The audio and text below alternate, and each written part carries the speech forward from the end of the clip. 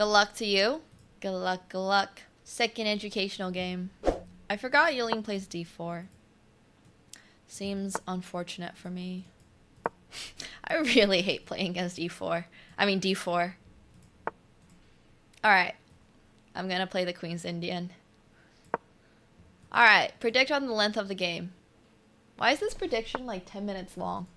Alright, we're playing a Queen's Indian. I really don't like the Queen's Indian, so I'm gonna complain about it the whole way. But I'm gonna play bishop to b7, and I'm probably gonna just play it really, really safe and solid. And if you don't know how to play an opening, I would recommend everybody to just play it safe and solid. Yeah, I mean, I hate all d4 openings. Every single one of them.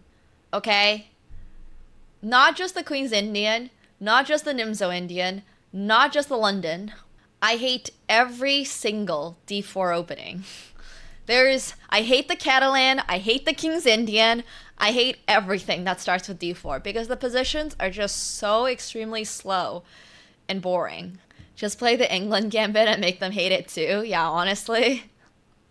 d4 probably hates me as well, so it happens. Anyways, I'm gonna play d5 so she doesn't get to push e4. But not that she can't push e4, but also just especially making sure she can't play e4. Yeah! If you're white playing d4, you're basically saying you're not allowed to have fun. What would be a more aggressive, fun position to play? Anything e4. Even if you play the Grunfeld as black, it might be fun. If you play the England as black, it might be fun. If you play the King's Indian, it might be more fun. But even then, I still don't like it. I'm just playing it safe and solid, just castling. Goes double if you play the London. This is very true. If you're a d4 player and you play the London, it's fine. I'm over it. Once again, I am okay with people playing it. I personally don't care what you play. I just do not like playing into it. I think the Black Redeemer Gambit is kind of shit, but it's fine. Once again, you can play whatever you want. Super educational moment. When you play d4 openings as white, you're going into a close position. So d4, d5 structures are called closed positions. e4, e5 positions are called open, and e4, c5 are semi-open positions. So kind of going off of that, if you're playing the closed positions, the games are usually slower. And I'm saying usually because there's always the chance one of you guys are going to blunder a queen on move 4. And you should kind of care about why it is that way once you hit like a certain rating. Once again, none of what I say really matters unless you're like, until you have stopped blundering your pieces randomly, none of what I really say matters. Because the most important thing in chess is to always, always, always not lose your pieces. That's the most important thing in chess. Don't blunder your pieces and don't get checkmated. Once you hit like 1200 and you sort of stop blundering your pieces, then this stuff matters because d4 mostly gives you close position, so you're actually less likely to blunder pieces because your opponent isn't setting up an attack, is not, trying to checkmate your king. You have a little bit more time to, put your pieces in the center, move everything over, develop. So d4 is kind of a good way to sort of set up your game without getting into anything too feisty right off the bat. At the same time, d4 is extremely positional, so if you're a better chess player, you actually have to learn about the isolated pawn ideas, you have to learn about the hanging pawn ideas, you have to learn about all these different types of pawn structures, which you probably are not going to learn about until you have stopped blundering your pieces. So, very different mindset, I would say, when you're playing d4 versus when you're playing e4. But once again, it does not matter too much if you're just flat out blundering your pieces. Right? Like, if you're just gonna lose your queen anyways, who cares? Okay, so anyways, you can kind of see how this game is super slow. We've basically gotten a symmetrical pawn structure. We both have control. We're both controlling the center. We're moving our pieces towards the center. And it's just a really slow game. Hikaru doesn't blunder that often. Like, your average 1000 is probably blundering at least a piece a game. Maybe 2. What am I saying? I've watched 1000s play chess. It does not matter what the middle part of the game is until you reach the final move. So forget that. Okay, at around 1400, 1500, people are averaging less than one blunder of a piece per game. And that's when it gets more important. I've watched some truly, truly scary 1000s play chess, but the difference is I like the Spanish. I do not like d4 positions. No, I'm mostly teasing you guys. Everybody blunders. It's just you start blundering less as you get higher and higher rated. All right, so here I have the option of playing knight e4, and after knight takes, I always have bishop takes. So after knight e4, she probably has to play bishop takes. After queen takes, I'm very okay with knight takes e4, pawn takes, knight to d2, f5 structures because I will get access to the d file, and even potentially be able to push e5, f4. Now, the only variation I'm slightly worried about after knight e4 is if she plays bishop e7, queen takes e7, pawn to d5, and if I play pawn takes d5, she has d takes c5, which forces me to go into a hanging pawn or isolated pawn structure with pawns on d5 and c5, which is fine, but I might not be the biggest fan of that. And if you're not a fan of hanging pawn or isolated pawn structures, one of the things I'm looking at here is knight e4, bishop takes e7, queen takes e7, c takes d5, no, I think I should just go for it. There's bishop takes and stuff like that, but I don't think it's that good. So I'm just going to play knight to e4 and be okay with a hanging pawn or isolated pawn structure. I hate isolated pawns. I also don't like the taste of this water. Okay, so she's going to go for one of the pawn structures. I also have the option of not having isolated pawns by playing knight takes, rook takes, then knight here to c5 or rook to c5. And then there's like, after pawn takes, I always have bishop takes. So it's really, you can make whatever pawn structure you would like in these sort of positions. I'm just going to take here first. And then worry about it. So if I play knight takes, I'm most likely going to have no isolated, no hanging pawns. But one of the nice things about having hanging pawns is actually you can play for a pass pawn at some point, and it gives black a little bit of counterplay at the cost of weakening your pawn structure. And I don't really want to get into all of the pawn structure educational stuff because that is like probably a full year's worth of material. If you really care about it, you can read Ivan Sokolov's Pawn Structures. The book is literally just called Pawn Structures and was one of the most boring books I ever read. No offense to Ivan Sokolov. Really good book. Just exactly what you would imagine a heavy-duty book on pawn structures to read like. So if you want to study pawn structures and everything, you can do so. But it takes a lot of work. So anyways, I'm going to go for hanging pawns because for the most part, hanging pawns give black space. I might be able to push them in order to get a pass pawn at some point. And did I already mention space? I might have already mentioned space. But it also gives me the opportunity to potentially push something like d4, but knight rook c6, rook g6, and attack on the king side. So hanging pawns are my personal preferred set of pawns for queen pawn structures. I like isolated pawns significantly less. Some people love isolated pawns, and I do not understand why you would ever want isolated pawns. Unless you're able to specifically push d4 like the next move, I never liked isolated pawns. Really good author too. Just my idea of a good book is Oscar Wilde or like Paulo Coelho or something like that, you know? Like, we have very different tastes when it comes to reading material. It is not at all Ivan Sokolov's fault that I did not enjoy his book on pawn structures. I don't think I have ever willingly read a chess book in my life. So, it is not his fault at all. Chess books were just not my forte. Did not want to read it, did not ask to read it. It's fine. That's hilarious, Dragon. I only ever did that if I wanted to look cool. Or like be the odd one out kind of thing. I don't think I ever read a book unironically. My parents put me through it.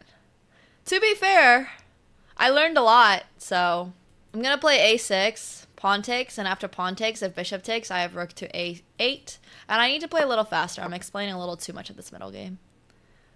I think that's a how cool do I look activity. Yeah. There's not a single chess book out there that I would say is not slightly boring. But I would say my list of book recommendations are the least boring. We just need a new way of writing chess books. Well, in the past, it's really not their fault. People would write chess books very specifically for chess players, right? And like chess players are not reading a book for interest levels. They're reading it to improve their game of chess. So it made sense. Not their fault at all if the book wasn't interesting.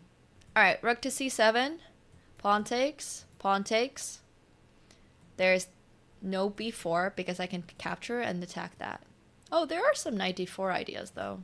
See, this is why hanging pawns are kind of annoying. I would say I'm going to play queen f6.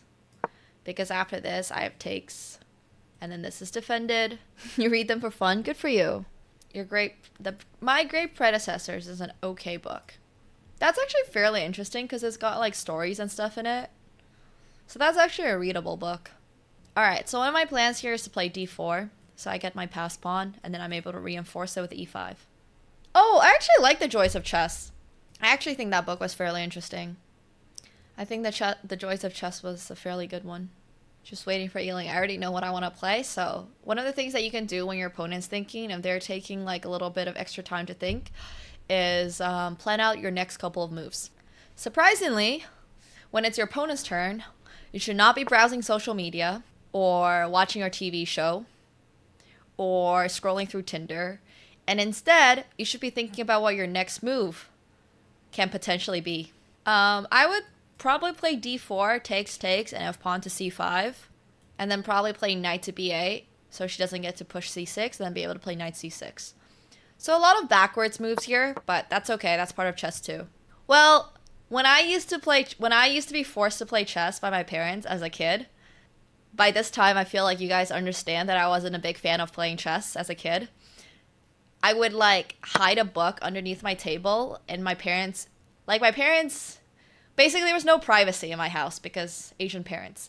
So they would like try to storm into my room and stuff, and I would like hide it under my thighs, or like hide it under the top of like hold the book over the top of my desk.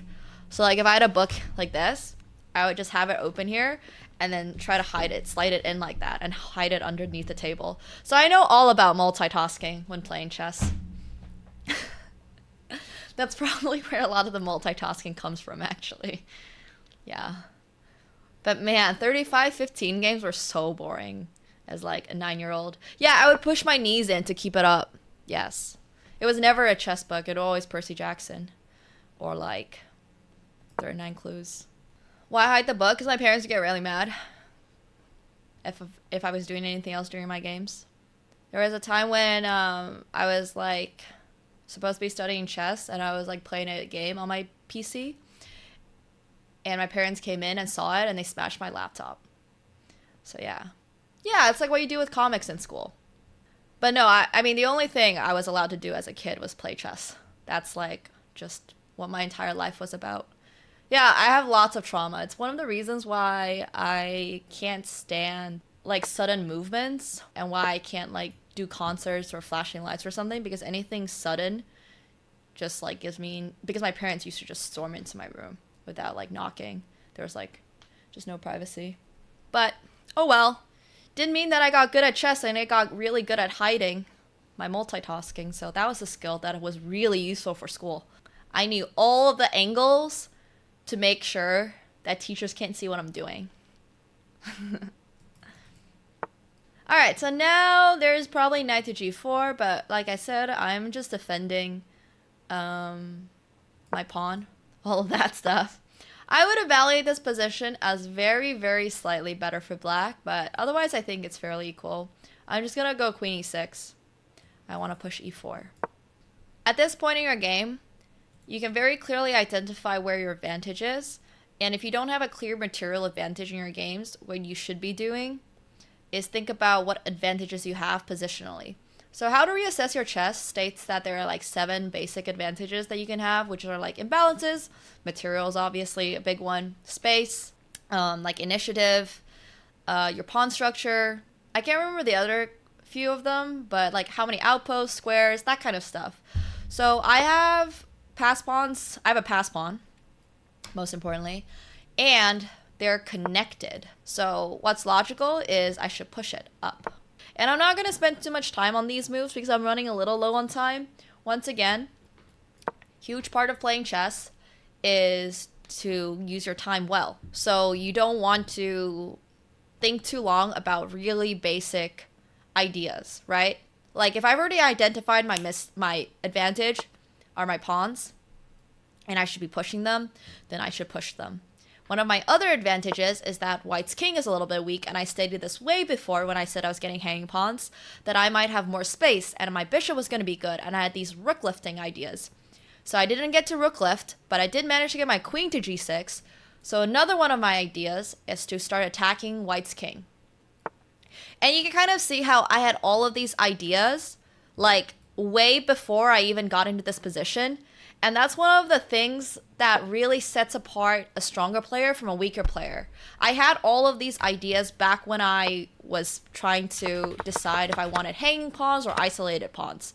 So around move 14, I already knew what my basic ideas for the game were going to be. And instead of thinking every other move, oh, what am I going to do? What am I going to do? What am I going to do?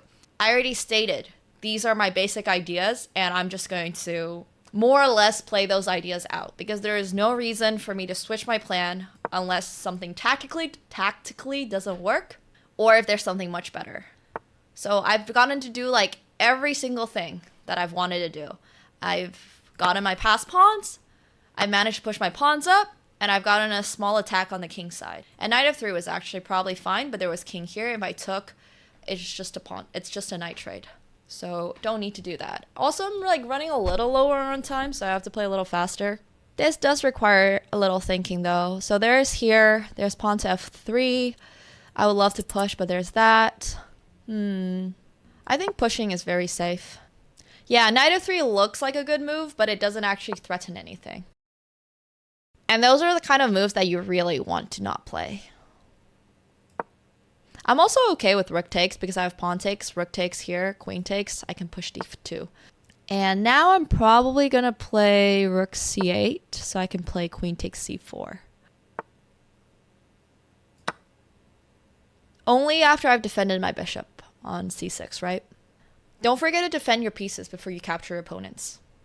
Knight takes h6 is actually really interesting, but I think I would probably just move my king. And this is one of those positions that I really want to just swap off queens and play something safe and solid. This is a position where I would say queens off is better for me because I have passed pawns, right? So if I have passed pawns, then I just want to swap off pieces, promote them. And also, like Rats pointed out, she might have had knight h6, and there was potentially a lot of tactics there that I just don't want to deal with. Here, I'm playing like a little crude, so I'm obviously making tactical inaccuracies, but if I play rook d8, this is a pin, and I get to capture this next move. I'm getting a little lucky here because I didn't calculate it, but there's this saying that tactics always favors the better player, and if you set up your position correctly, this is why it's so difficult to explain some of these concepts. If you set up your position correctly, it's much more likely for tactics to work. If I have the better piece placement, if I have all of like my pawns pushed up, if I'm doing everything correctly, if I'm moving my pieces, you know, onto open squares, outposts, and stuff like that, it's natural for tactics to work better because everything's defended. I'm not too worried about what they're going to play. But that's why people sometimes laugh at like, what do you mean setting up the position correctly? Yeah, that was a free rook. We do need to take the free rooks though, but oh well, it's fine. Sad days. I was too busy explaining positional concepts that I forgot to look for tactics. That's another really important lesson, by the way. You might get all of the hanging pawns, you might convert that perfectly, but if your opponent offers you a free piece, you want to take it. I was a little too fixated on converting this position correctly. Yeah, free rook is much more likely to be taken if you have a bad position. Alright, this is fine though. I'm just gonna convert this.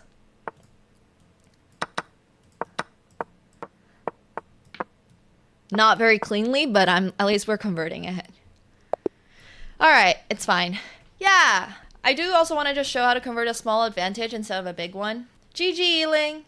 I think that was a super educational game, and I think you did a pretty good job.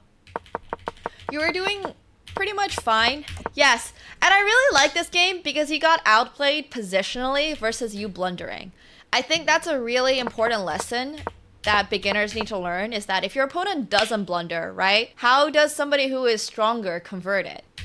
And one of the biggest mistakes that you made, you can kind of see how the eval bar slightly prefers black in this position.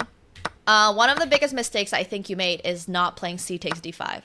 You sort of giving me the option of creating hanging pawns if I wanted to, or having a stronger pawn structure in the middle of the board, is not what white wants. White prefers black to have isolated pawns for the most part, because then it's just one pawn in the middle versus two. So for example, if you took c takes d5, I would have to play rook takes after rook takes. If I play e takes d5 now, you don't have to capture on c5. You're still blocking my light squared bishop. And if I ever take on d4, this is a big positional mistake on black's part, because then you can just fix it, fix my weak pawn on d5, and you'll be able to have a knight on d4.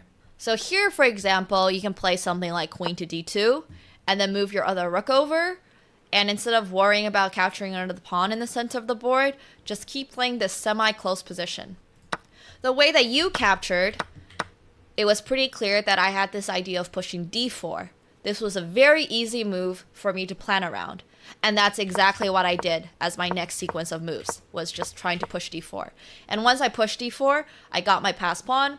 I was telling my chat how much I wanted my hanging pawns in the middle of the board so that I can open up my bishop. So I had these rook lifting ideas so that I could create a pass pawn. And I think this sequence of decisions that you made was your biggest mistake. That was taking d takes c5 and letting me potentially get into a hang pawn structure. Like, this is much better for me than if you played c takes d5, right?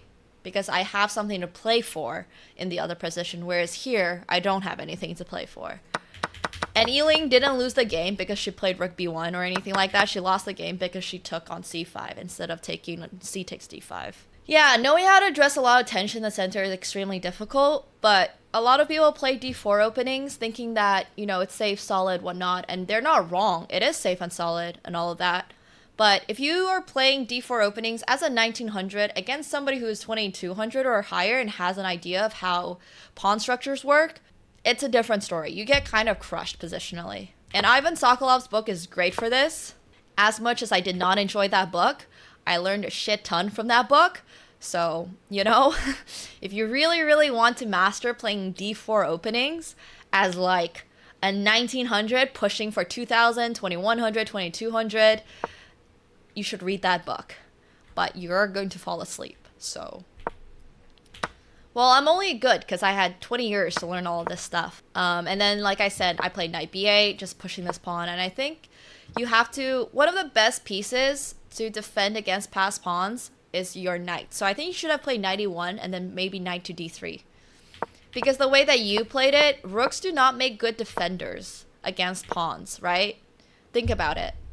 Even 2 pawns on the third rank beat a rook. Rooks kind of suck at defending against passed pawns. So your knight on h2 was terrible. My bishop on b7 was extremely strong because it just aims directly at your king. And then, yeah. How do I really read books like that without sleeping? Have tiger parents. I have to attribute all of my skill or like knowledge in chess to my parents. They forced me to do it. And if they didn't force me to do all of this, I would have never been as good at chess as I am currently. So honestly, you can thank my parents for that. If they weren't like, you have to read this shit, I would not have done so. Yeah, it's the Laszlo Polgar method, exactly. Or you can make a bet. one of the things that my friends do if they're like trying to lose weight or something is make bets with each other. Like, if I don't hit 120 pounds by September, I have to pay you 10K. So you can do that with people, but I don't know. Yeah, no, but like being forced to do things is quite good motivation, surprisingly. But yeah, here I think you were just completely lost. You did have a really interesting idea with maybe knight takes h6. If you're already losing, one of the things that beginners should also do is go for these kind of things where, like, if your opponent's low on time, they might make a mistake, right? They might accidentally get checkmated. They might accidentally blunder something. These can be very good practical moves to make in a game, especially if you're already like dead lost, like in this position. I explained during the game that I don't want to play f3. It's not bad or anything, but like I have passed pawns. I have a passed pawn. Why should I swap off my passed pawn? There's just no reason to do so. It's as simple as that. I have a passed pawn. It's very clear that that is my advantage. So why should I swap it off? See, Yiling is trying to swap off my e-pawn. Why would I help my opponent do something that she is trying to do? This is the passed pawn. Like, this e-pawn is supporting my passed pawn. So there's no reason to weaken my pawn structure and offer my opponent a chance to get away from it all. Yeah. And after that, obviously, I missed rook b1, but this is just like completely losing. But yeah, I think Yiling played a really solid game. Once again, her main mistake was not having the correct idea when it came to breaking the tension in the center, and then after that, basically not stopping me from carrying out my plan. I feel like if Yiling was listening on the stream and heard what I wanted to do, I stated over and over I wanted to push d4, she might have played something like rook to d1, right? To really stop me from pushing d4. And if I still go, for example, like queen to f6, trying to push d4, I still can't because she just gets to take this pawn. She can play something like queen a5. If I try to move my knight away at any given point to push d4, so my rook supports, she can always take here and then take on c5. So it was like a mix of not understanding how to treat the middle game and not countering my plans that kind of lost Yiling the game. Yeah, but overall, still a really good game played by Yiling. Really hard positional middle games, I would say. Yeah, queen pawn positions are not easy to play. And anybody who thinks that d4 is an easy opening to play and plays it because it's like safe and solid, you're in for a big surprise once you hit like 1800. Like 1700, 1800. Once people start knowing how to play against d4 structures, yeah, you like lose positionally. And losing positionally is also not fun, so. Rook d1's thematic, but if you don't know what your opponent's trying to do, right? It's also very hard to counter it. Like, if you literally have no idea what your opponent's trying to do. Like, Yiling didn't know I want hanging pawns. She wasn't listening in on, like, the fact that I really, like, I kept talking about how I want hanging pawns. If she knew that, she would have tried to create an isolated pawn instead. Like, these are all things that you don't necessarily know until you get a little better at the game. But anyways, that was fun. Thank you, Yiling. Thank you for participating in educational chess. We appreciate you. It was really, really good. And I hope everybody learned as well.